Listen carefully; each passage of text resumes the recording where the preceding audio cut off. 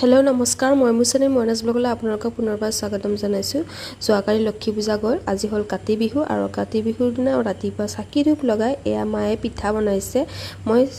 আমি দুইটাই চাহ খালোঁ আৰু আজি দুটা কেকৰ অৰ্ডাৰ আছিলে, কেক দুটা কমপ্লিট কৰিলোঁ আৰু এতিয়া আমি যাবলৈ ওলাইছোঁ শোভাযাত্ৰালৈ বুলি। আমাৰ ইয়াত কাতি বিহু অলপমান সুকীয়া ধৰণে হয়, সেইকাৰণে মই ভিডিঅ'টো আজি ষ্টাৰ্ট কৰিছোঁ আৰু এতিয়া যাম শোভাযাত্ৰালৈ।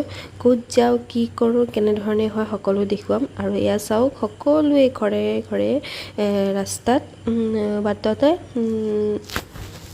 এয়া কলপুলি ৰুইছে আৰু আমাৰ নিচেই ওচৰতে নামঘৰটি। আমাৰ নামঘৰলৈ আমি আহিলোঁ, সকলোৱে সাজি কাচি আহিছে শোভাযাত্ৰালৈ যাবলৈ বুলি আৰু এয়া হ'ল গোসাঁই, এতিয়া নিব গোসাঁই ফুৰাবলৈ। এনেকুৱা পৰিৱেশ মই আগতে দেখা নাছিলোঁ, হোলীতো ইয়াত এনেকুৱাকৈ হয় যদিওবা এইবাৰ মই শোভাযাত্ৰালৈ যাম আৰু